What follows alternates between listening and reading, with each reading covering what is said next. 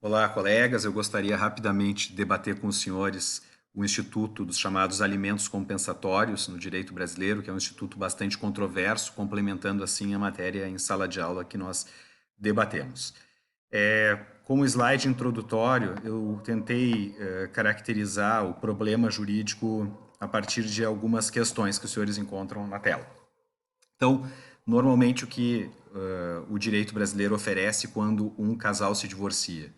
O direito brasileiro oferece a possibilidade de um cônjuge demonstrar a necessidade de receber pensão alimentícia, bem como demonstrar a possibilidade do outro cônjuge em arcar com uma pensão. E na visão da jurisprudência, ou seja, na visão dos tribunais brasileiros, essa pensão entre os cônjuges deve ser fixada por um determinado período, aquilo que se chamam, então, alimentos transitórios. Por um determinado período, 2, 3, 4, 5, 10 anos, o cônjuge que recebe a pensão vai se preparar para, se for possível, retornar ao mercado de trabalho e buscar o seu próprio sustento. Então, normalmente no direito brasileiro é através da pensão alimentícia que é reajustada a ordem, o equilíbrio na vida dos ex-cônjuges. Outros sistemas, como é o caso do sistema alemão, sistema francês, sistema espanhol, argentino, dentre outros, idealizaram um instituto que no direito comparado normalmente é chamado de prestação compensatória. Prestação compensatória para que ao lado da pensão alimentícia, que nos países mais desenvolvidos é concedida a título excepcional, afinal muitas vezes não há o requisito necessidade para se buscá-la, mas então, ao lado dessa pensão alimentícia, surgiria o Instituto da Prestação Compensatória, para resolver, por exemplo, a seguinte situação. Um casal que opta, no momento do casamento, pelo regime da separação total de bens e que vive junto por aproximadamente 20, 30 anos, e quando opta pelo divórcio, o que se observa é que todo o patrimônio, quase todo o patrimônio conseguido por este casal na constância do casamento, vai ser direcionado para um ou para outro, de sorte que surge realmente um desequilíbrio muito grande quando do momento da divisão dos bens. Então, seria possível resolver, corrigir de alguma maneira esse desequilíbrio que aparece abruptamente na vida dos cônjuges após o divórcio? Essa é a questão-chave que se encontra por trás do debate dos alimentos compensatórios. Vamos avançar. Na experiência francesa, como eu mencionei, os artigos 270 a 281 regulam o fenômeno. Então, eu costumo dizer em sala de aula que o operador, o jurista, a sociedade francesa, ela tem segurança jurídica, porque nós temos, no caso deles, né, eles têm um Código Civil que recebeu em 1975, pela primeira vez, o Instituto da Prestação Compensatória. Atualmente está disposto no artigo 270 e seguintes. Qual seria a ideia da inovação, como pondera a doutrina? Inovação da época. Seria, na medida do possível, atenuar a disparidade nas condições de vida dos esposos em razão do divórcio. Seria um misto de indenização e de alimentos, quando do nascimento da ideia. Retirei uma frase do professor François Terray e da Dominique Fennoyer, e dizem que o seu norte é reequilibrar duas realidades distintas, que estavam ocultadas pela comunhão de vida. Então, com o divórcio, nós vamos saber qual será o patrimônio do João, qual será o patrimônio da Maria, por exemplo. E ali nós vamos ver uma realidade bastante distinta daquela que era observada quando o casamento ainda existia. No direito francês, gosto de lembrar dois artigos, do 271 e 272. O primeiro porque traz critérios objetivos que o magistrado deve atentar para conceder ou não a pensão compensatória. Quais são esses critérios principais usados pelo juiz francês? A duração do casamento, a idade e a saúde dos esposos, a capacitação e a situação profissional deles, as consequências das escolhas profissionais feitas pelos esposos durante a vida em comum, pela educação das crianças e o tempo dedicado para favorecer a carreira do cônjuge em detrimento da sua, o patrimônio estimado ou previsível, tanto em capital quanto em renda, após a liquidação do regime matrimonial, os direitos existentes e previsíveis, a situação de cada qual em relação a aposentadorias estimadas no futuro, a eventual diminuição de renda com o passar dos anos, Todos esses critérios estão previstos expressamente no artigo 271. E no 272 existe um instituto chamado Déclaration sur l'honneur, e a Déclaration sur l'honneur determina que, sob requerimento do magistrado, ambas as partes mostrem dentro do processo judicial quais são os seus bens e quais são as suas rendas, para que o magistrado possa compará-las e, se for o caso, idealizar uma forma de minimizar o impacto após o divórcio. Vou avançar aqui para o direito espanhol, e no direito espanhol, o que a gente observa no artigo 97, também há regramento expresso da chamada pensão compensatória. Pensão compensatória no artigo 97. Ou seja, o cônjuge que sofrer um desequilíbrio econômico em relação ao outro, que faça piorar a sua situação anterior, que era do matrimônio, poderá ter direito a uma compensação, tal como no sistema francês, e a doutrina espanhola destaca que a origem seria as inovações francesas da década de 80 e seguintes. Então, quais seriam os critérios de fixação? Em primeiro lugar, no direito espanhol, o acordo entre as partes. É o chamado convênio regulador. Nesse convênio regulador, o próprio ex-marido, a própria ex-esposa deveriam chegar a uma equação.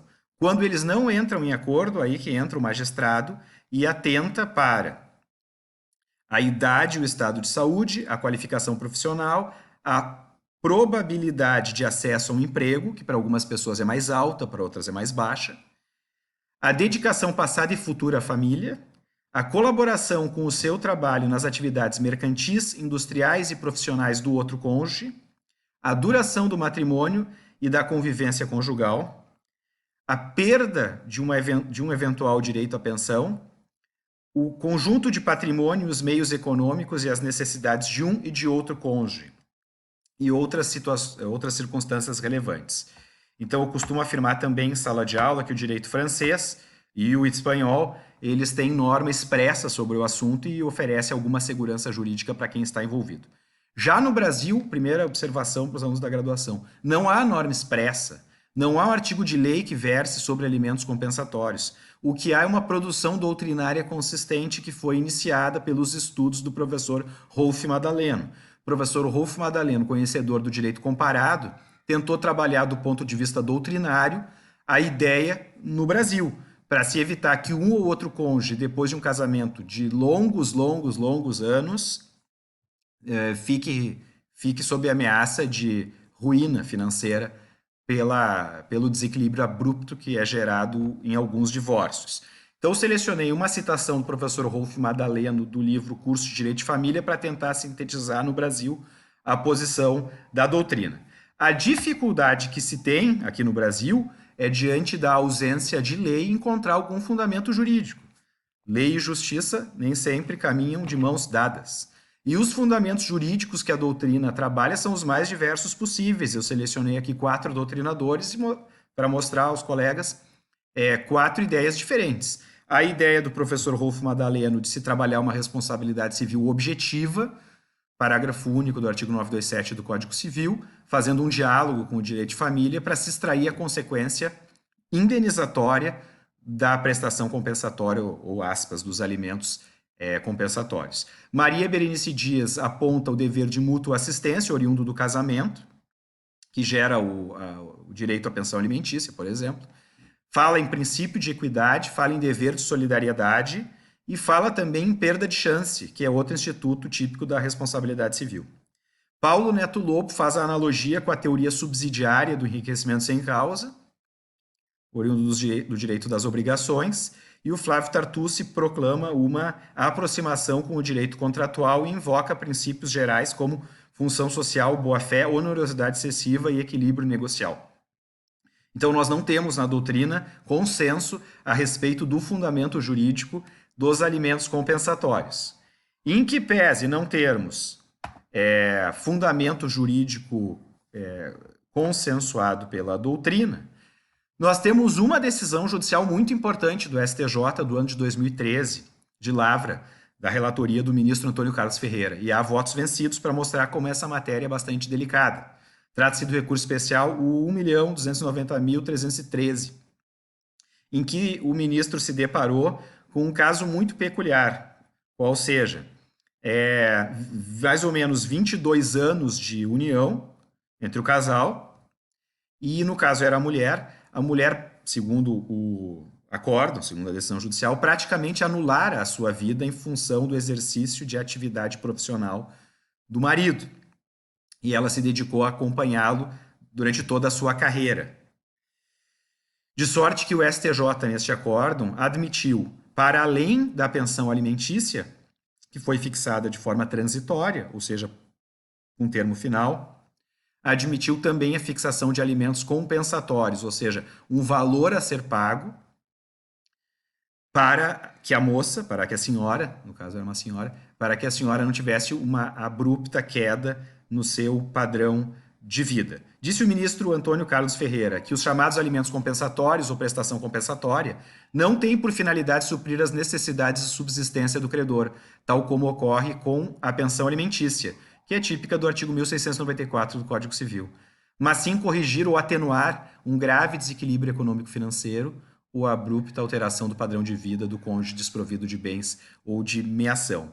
Na minha visão, para encerrar essa nossa conversa, seria fundamental que o legislador federal reformasse o Código Civil e oferecesse no Brasil um critério, alguns critérios expressos para que os alimentos compensatórios pudessem ser observados com mais segurança na jurisprudência. Então, seria importante uma lei expressa. E em segundo lugar, a gente tem que ter bastante cuidado com essa nomenclatura. Talvez a melhor nomenclatura seja prestação compensatória. Afinal, deixa eu voltar aqui. Afinal, não se trata de pensão alimentícia, se trata de uma forma de restabelecer em alguma medida o equilíbrio entre as partes. Não de forma plena, de forma alguma, mas simplesmente para se evitar a total ruína de uma das pessoas que sai de um casamento com muitos anos de duração. Então, prestação compensatória seria o vocabulário mais acertado no meu modo de ver. A gente segue em contato, agradeço a atenção de todos, bons estudos, abraço.